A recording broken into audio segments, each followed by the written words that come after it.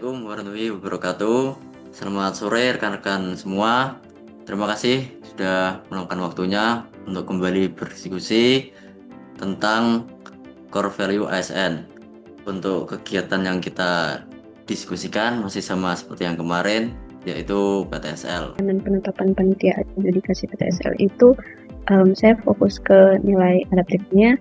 Jadi dalam pembentukan panitia membutuhkan pegawai yang siap beradaptasi dengan perubahan kebijakan, struktur tim, dan pembagian peran baru kayak satgas fisik, satgas juridis, dan administrasi. Selanjutnya untuk penyuluhan, dalam proses pelaksanaan penyuluhan, petugas itu menyiapkan bahan paparan dengan visualisasi yang menarik dan mudah dimengerti masyarakat. Tahapan selanjutnya yaitu pengumpulan data fisik dan pengumpulan data yuridis. Ada nilai adaptif. Saat pengumpulan data, banyak faktor yang mengharuskan petugas untuk selalu siap, baik kondisi geografis, cuaca, maupun adat masyarakat setempat. Petugas juga dapat berinovasi membuat daftar berkas yang dibutuhkan agar mempermudah untuk melihat kelengkapan data yang akan dikumpul. Selain itu, petugas juga harus turun ke lapangan dan menjangkau masyarakat yang belum melengkapi dokumen yang dibutuhkan sebagai bentuk proaktif dari petugas sendiri. Untuk tahapan yang selanjutnya yaitu penelitian data yuridis untuk pembuktian hak. Pada nilai dasar adaptif, poin pentingnya yaitu cepat menyesuaikan diri menghadapi perubahan, yaitu implementasinya selalu mengacu pada juknis terbaru dan menyesuaikannya dengan kondisi di lapangan tanpa melanggar prosedur. Panduan perilaku yang kedua yaitu menyimpan data pada drive atau cloud agar kita bisa membuka saat tidak di kantor, semisal ada monef dadakan atau keperluan dadakan.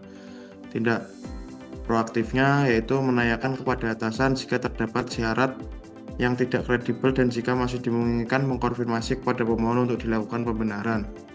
Panduan perilaku yang pertama implementasinya yaitu mempublikasikan pengumuman di medsos Kanta agar cepat diketahui publik atau dengan by WA melalui perwakilan dari desa. Untuk yang kedua, menciptakan alur kerja yang ringkas untuk merevisi data fisik atau yuridis jika ada keberatan atau sanggahan selagi tidak melanggar prosedur yang ada. Untuk poin penting yang ketiga yaitu menggunakan sistem hybrid, artinya Zoom conference jika ada anggota panitia A yang tidak bisa hadir pada saat pengumuman data. Pada tahapan yang selanjutnya yaitu penegasan konversi, pengakuan hak, dan pemberian hak. Pada nilai dasar ASN adaptif, panduan perilaku yang pertama yaitu menggunakan TTE pada SKH agar mempercepat proses.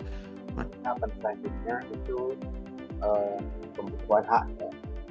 Jadi dalam pembukuan hak itu untuk melakukan nilai adaptif, yaitu dalam poin cepat menyesuaikan diri dalam menghadapi perubahan, kita menggunakan sistem elektronik dan integrasi data secara nasional.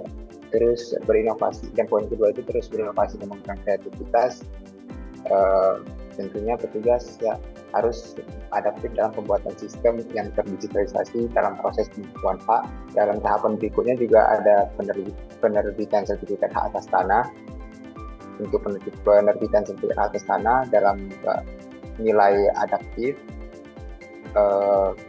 untuk poin cepat menyesuaikan diri menghadapi perubahan itu petugas menggunakan sistem terdigitalisasi aplikasi pemetaan digital dalam platform komunikasi daring untuk mempercepat proses penentuan sertifikat yang lebih efisien dan juga transparan. Dan poin kedua itu terus berinovasi dan mengembangkan kreativitas. Petugas merancang SOP yang lebih ringkas dan mudah dipahami dalam menjelaskan tahapan penerbitan sertifikat kepada warga sebagai yang akan menerima produk utama dari layanan penerbitan sertifikat PTSL. Yang selanjutnya adalah bertindak proaktif, yaitu menginisiasi penggunaan sistem digital untuk input data dan pelacakan status sertifikat. Untuk tahapan selanjutnya ada kegiatan pendokumentasian dan penyerahan hasil kegiatan.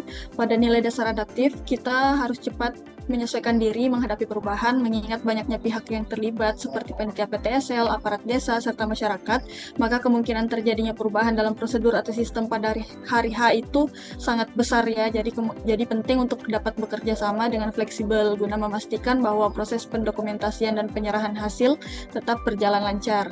Sedangkan untuk tahapan terakhir yakni pelaporan untuk nilai dasar adaptifnya itu pada panduan perilaku cepat menyesuaikan diri, kita jika ada perubahan regulasi yang berdampak pada cara pelaporan, sebagai tim penyusun laporan kita harus segera mempelajari perubahan tersebut dan mengimplementasikannya agar laporan yang disusun tetap sesuai dengan ketentuan yang berlaku. Terima kasih untuk diskusi pada sore hari ini. Kita ketemu lagi pada diskusi berikutnya. Assalamualaikum warahmatullahi wabarakatuh.